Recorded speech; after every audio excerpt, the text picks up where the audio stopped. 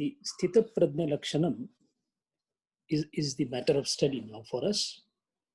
And we are trying to understand how Sthita Prajna is, because this is what Arjuna has asked. But the purport of asking that question is, you have a yardstick or a parameter in front of you to compare yourself and see that who is perfect, that who is Sthita Prajna, that who is Gurudev and me, how much is the gap? My sadhana is exactly proportionate to that gap. How far away I am from Gurudev or Sthita Prajna,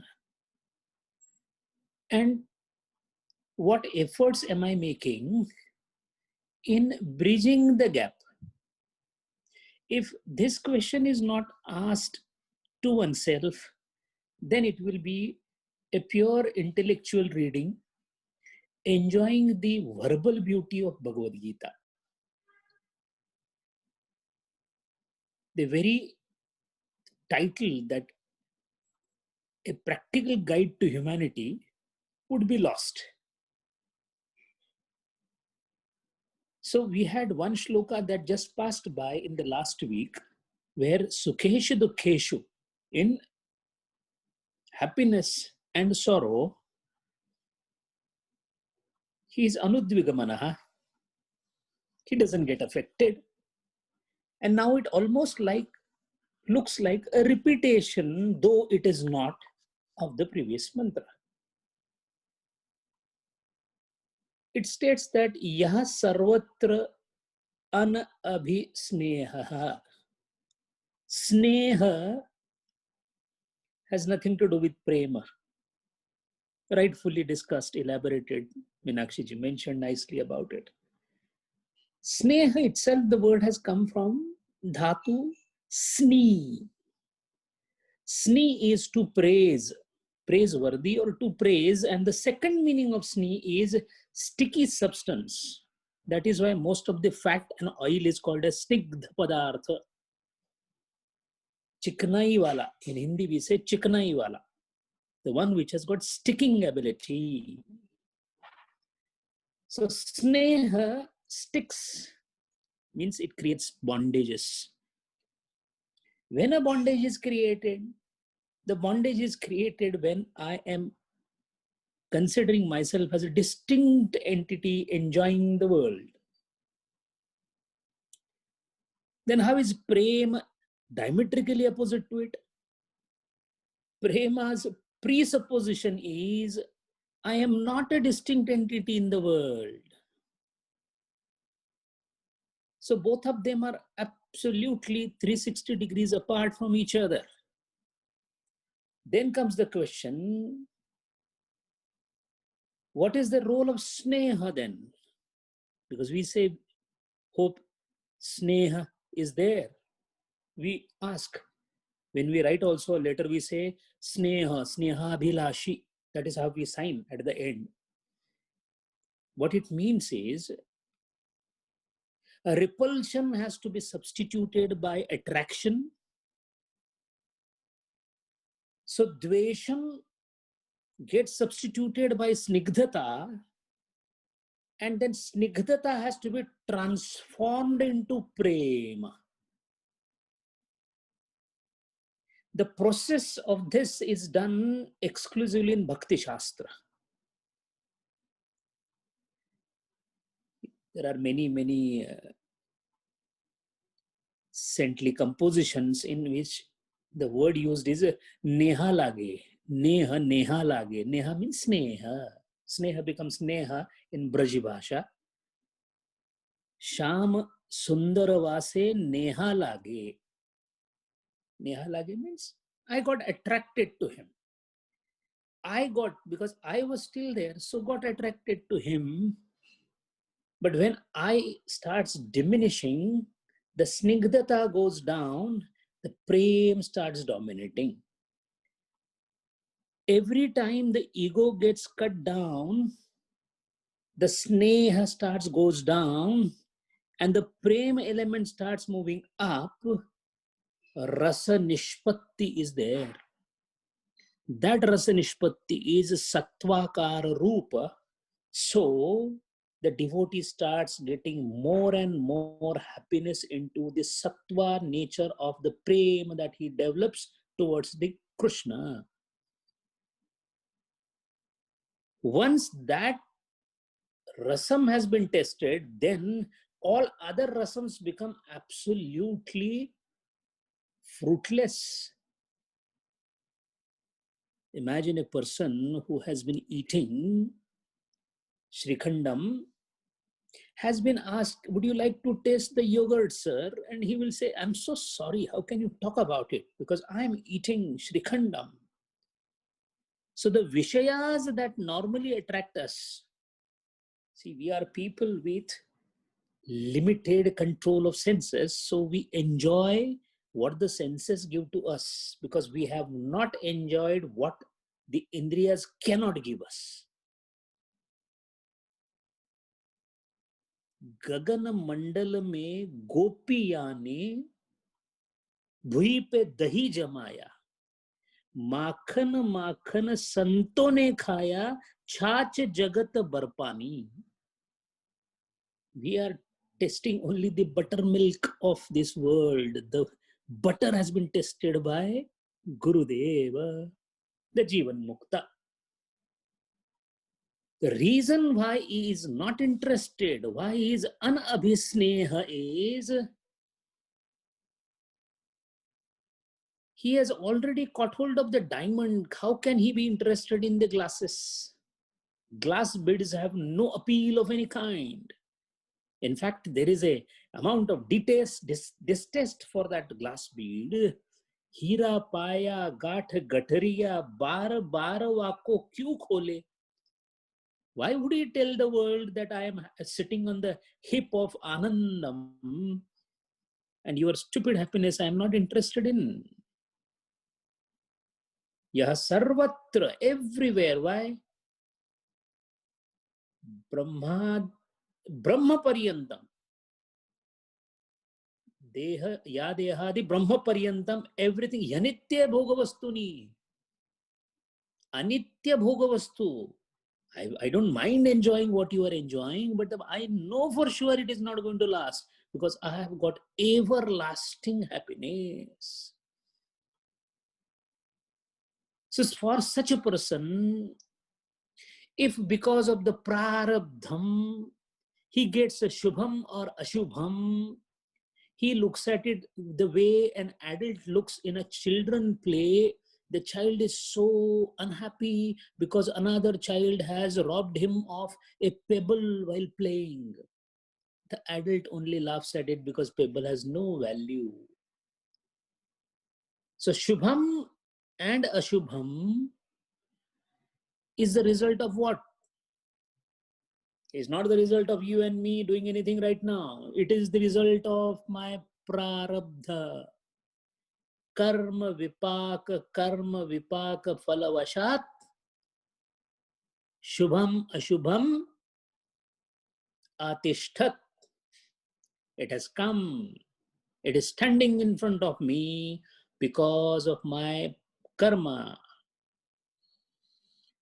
When I know that I have to pay the penalty for something which I have done wrong, a wise knows that right now I have no choice but to pay the penalty. So he just pays and walks off, does not crib about it, does not make noise about it. That means does not fall prey to the tamasa or the rajasa out of karma phala vipaka. And at the same time, he vows not to create any such mistake so that penalty would be there in future. So at one go, because the one who is Sthita Prajna has understood the entire mechanism of how the karma and karma's flow moves, at the same time he has understood what is precisely his role as a jiva in the cosmic creation.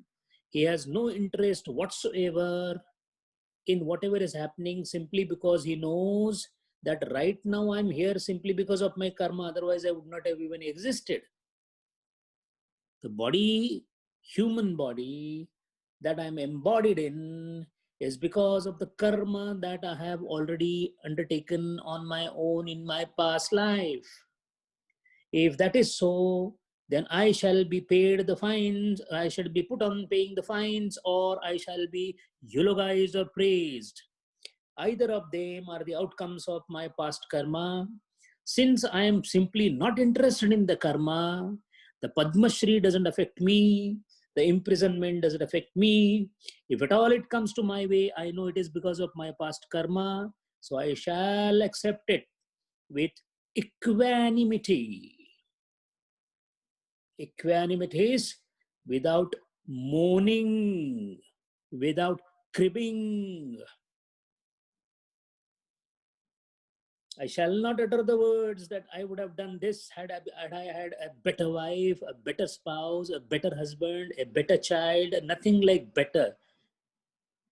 He does not construct castles in the air, rather, he destroys the foundation of even the castles made in the air, because he knows it is this foundation that has led to the problem today. If I know the cause of my problem, why would I repeat the cause? And that is why na sarvatra yah sarvatra anabhisneha. It doesn't let stickiness, sneha, attraction. Because this dirt that sticks to me is difficult to wash, he knows. And because of that same mistake which I did in the past, which I'm aware now, savada or daksha, because I'm aware the shubham ashubham that has come in front of me is nothing else but the part of my past prarabdha. If Gurudeva's prarabdha had Tapovan Maharaj as a guru, the highest thing that one can get in one's life is to get a guru. If Gurudeva had that greatest fortune to have the ablest guru on the earth, it was his fortune or misfortune to have skipped many meals up there in Himalayas. He accepted both of them with the same level of rejoicefulness, simply because he knew prarabdham has brought certain things in front of me which I have to swallow without moaning or complaining about it. So, na abhinandati, na dveshti, unwavering mind towards the things that have come. My mind, if it creates, my mind, if it creates a vritti vichara, then it will be subjected to another karma. So, I shall not let my mind flutter or create a vritti so that there is no new karma form. Yet, while suffering the old karma phalas, I shall accept them without making the lake of the mind waver even a bit. And this requires a constant awareness of what is happening in front of you. A constant awareness can come only by abhyasam and vairagyam. Do not covet and create the new karmas by getting in contact with new subjects, objects, relations, and whatever there is in the world. The inevitable contacts that have come to you because of your prarabdha, they are to be handled only as the consequences of the old karmas.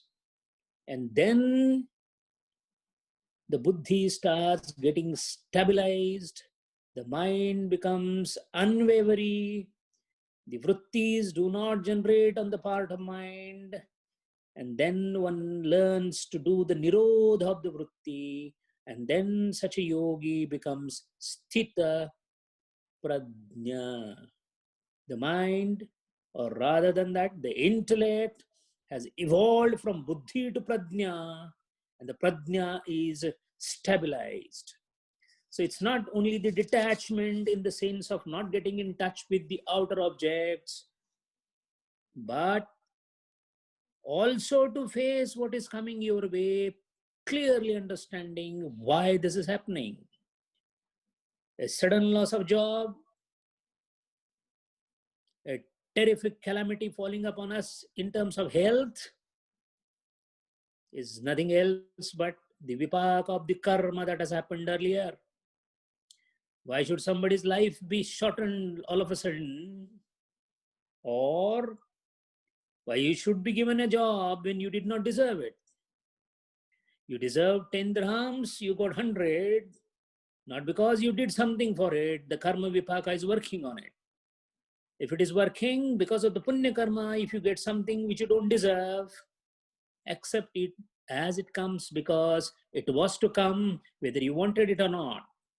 Similarly, as Gurudeva says, detachment from the world outside must equally be accompanied by growing balance in ourselves. Balance. What balance? What kind of balance? What are you balancing? You're balancing yourself and your reaction to what is coming in front of you. So he says, by growing balance in ourselves to face all the challenges of life, namely auspicious Shubha and the inauspicious Ashubha. Need to ask a question to ourselves: am I in the same state of mind when I lose something as when I am when I gain something? We are not. A moment something good happens to us, the first thing we do is either go to a thing called stupid social media and tell everyone what happened to me. And moment something bad happens, you do not declare it to anybody because you don't want anyone to know that you are suffering. What it means is you have a discriminatory attitude towards the happenings of life, and that cannot be the case. You have to be in this world, you have to try to be out of this world, and you have to accept the world as per your karma vipaka. This is the balance between the three things. So it's like a person who stays in the garden, enjoys the garden, and yet does not touch not a single flower, not a single blade of grass.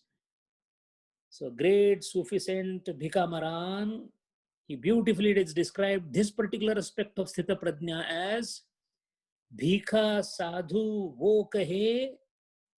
Bhika Maran says, Bhika Sadhu Wo Kahe, Jo Dukhe Dukhave Na. पान फूल को हाथ न लावे रहे बगीचे मां. Stay in the world, enjoy the world without being a part of the world. He neither compliments anything in the world, nor does he condemn anything. Gurudeva says, to him everything is wonderful. He sees things as they are, uncolored by the mental mood, the vrittis.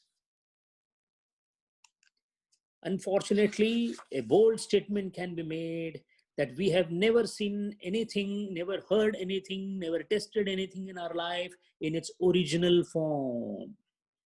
Before we see anything, our preconceived, prejudged ideas go and grapple with that particular object, and what we see is a mask that is put by our thoughts on that object.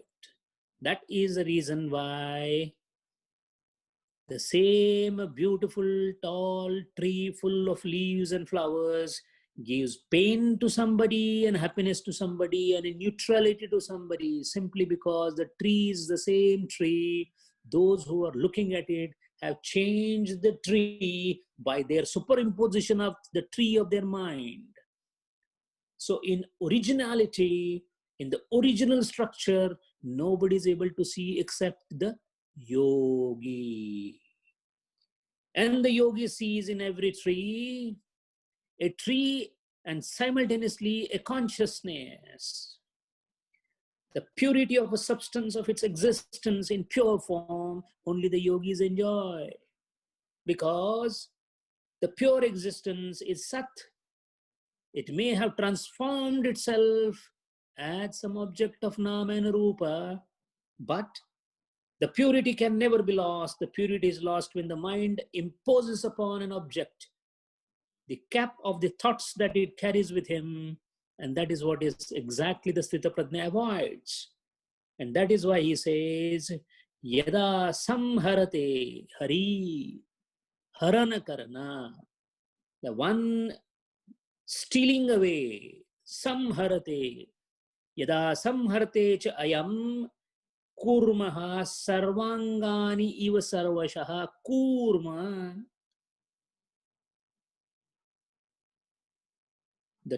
The example, the drishtanta of kurma is more than apt at this place for a very simple reason, and has to be because it is a divine drishtanta. So it can't be something which you and me can think. The kurma, the process of withdrawing the limbs is a gradual, slow process, which means it is a vichara purvakam. Instead of destabilizing the world around the tortoise decides to just withdraw the limbs because rest of the part of the body is as immune and as hard as a stone. So no harm can happen to a tortoise except the weak and tender limbs. So only the tender part is withdrawn inside, rest is where it is. And what is the tender part of the human body? The indriyas. If the indriyas are not there, the world cannot do any effect on us. Meaning, in other words, the world can have impact and effect on us through the indriyas, and if they are drawn inside. The difference between dhamma and upariti needs to be understood. Withdrawing the senses,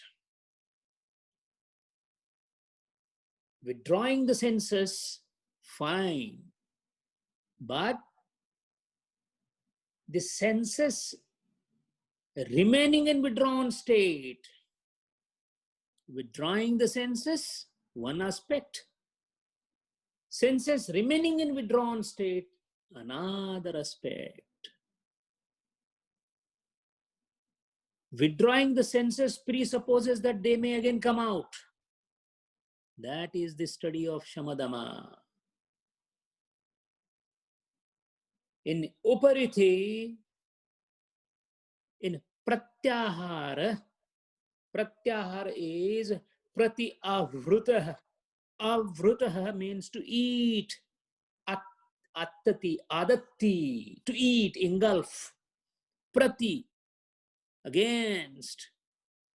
Pratyahar is non-engulfment is established. That is why amongst the Bahiranga sadhana, Yama Niyama, Asana Pranayama, Bahiranga sadhana, Dhyana Dharana Samadhi, Antaranga sadhana. Right at the border of Antaranga and Bahiranga sadhana, the Pratyahara is staying there. Because that is the last stage of saying goodbye to the external world. The yogi says bye forever to the external world by doing pratyahara. It is the culmination of the exercise of shama and dhamma, yama, niyama, asana and pranayama. So pratyahara is the right thing here, not the shama. It appears like withdrawing of senses, but senses being withdrawn and withdrawal of senses, there is a difference. One is an attempt, another is a succeeded state. Once yada samharate cha ayam kurma sarvangina iva sarvashaha indriyani indriyarthebhya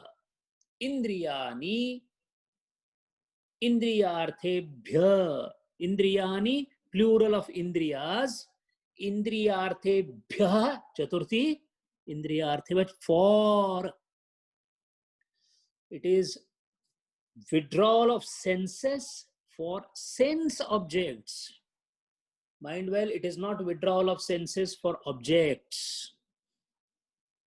Withdrawal of senses for sense objects. Why?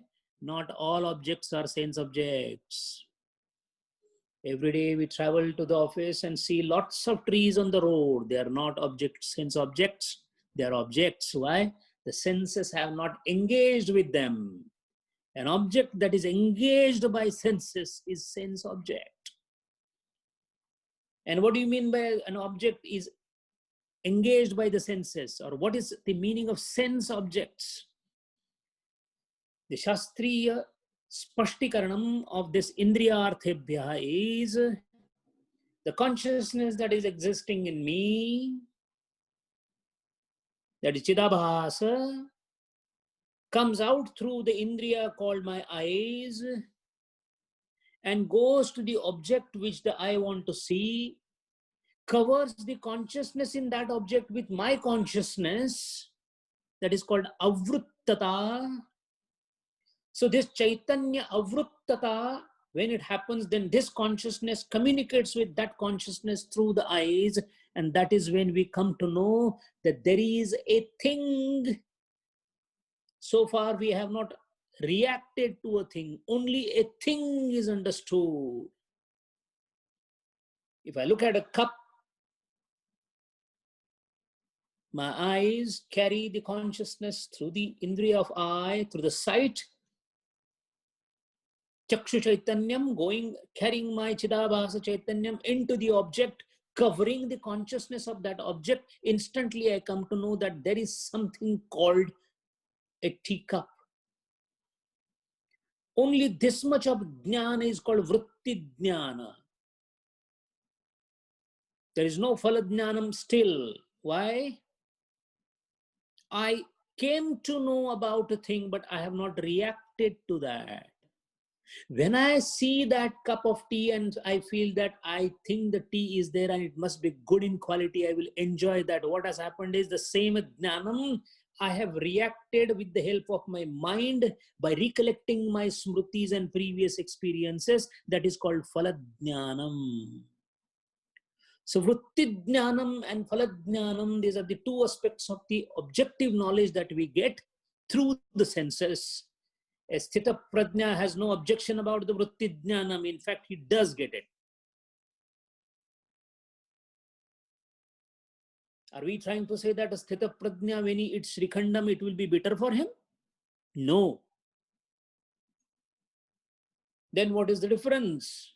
The difference is the vritti jnanam is very dominantly present in everybody because that's a function of consciousness. In fact, Ishvara has vritti jnanam of everything because he's aware of everything. Phala jnanam, inherent qualities of that object, there is no problem. The problem is me liking or not liking the object. That is indriyarthebhya. Liking, that the reactive, the responsive part of it, that spruha that has been discussed earlier, is precisely pointing to this point. Eating srikhandam, having a glass of wine is not a problem, sir. It addicts. Otherwise, what is the harm? Nobody says do not eat the neem leaves. Why? No addictive potential. It's bitter. Not likable. This likable, unlikable, which is pure creation of mind, so ingrained in us that it's almost difficult to eradicate. That being the situation, Gurudev says the 5 arches of knowledge. Gurudev and imagination, imagery. Imagery is a classical sign of a very high intellect. In the previous shloka, Gurudev he imagined. In his imagination, Lord Krishna was painting Bhagavad Gita. He has come out and he's trying to give some fine strokes, which he found in the last shloka. We cannot, because our imagination cannot soar so high. Because Gurudeva is Kavi. Yah Kranti Darshihi Sa Kavihi. So Kavi, the Kavi, what he does is basically sees something which others can't see precisely. This is what Gurudeva is pointing, that the 5 arches of knowledge, imagine there is a huge bungalow and there are 5 arches through which people can enter. This is how it looks at the senses. Gurudeva's vision of senses is like that. And then he mentions the capacity within an individual to withdraw its senses at will from the fields of objects is called as pratyahara. At will. At will meaning where, what is it? Are we attached to our fingers? No. Why? Because fingers are nothing else but my part. Why should I get attached to my fingers? I know they are mine. Imagine the whole world is mine. Why should I get attached to anything? They're mine. They're me. So, the withdrawal that a yogi or a sthita prajna does is the feeling that they are separate and I am separate. The dvaita, the bheda, that I am the enjoyer, that object is one to be enjoyed, that feeling itself need not be there. And since it is not there, like a tortoise, easily, he does not withdraw from the objects in the sense of objects, because otherwise he will annihilate the world. He doesn't annihilate the world. He keeps the world where it is. He annihilates the tendency of the mind to separate itself from the object, and the job is done. Vivekananda says there is nothing to destroy, nothing to build. Leave the world as it is. Someone else is managing it. It's not your job. Our job is to understand that I am not the one who is here to re-establish something around me. I am in my family. I am the only one. All those are stupid statements. Sir, you are a jiva. A jiva's role is to be a part of the cosmos and be with the other jivas the way cosmic order wanted it, not the way you wanted it. Once this happens, there is no reactionary kick coming from any of the cosmic objects, meaning thereby there are no new karmas formed, and then there is only harmony and harmony and harmony of the life. Hari Om.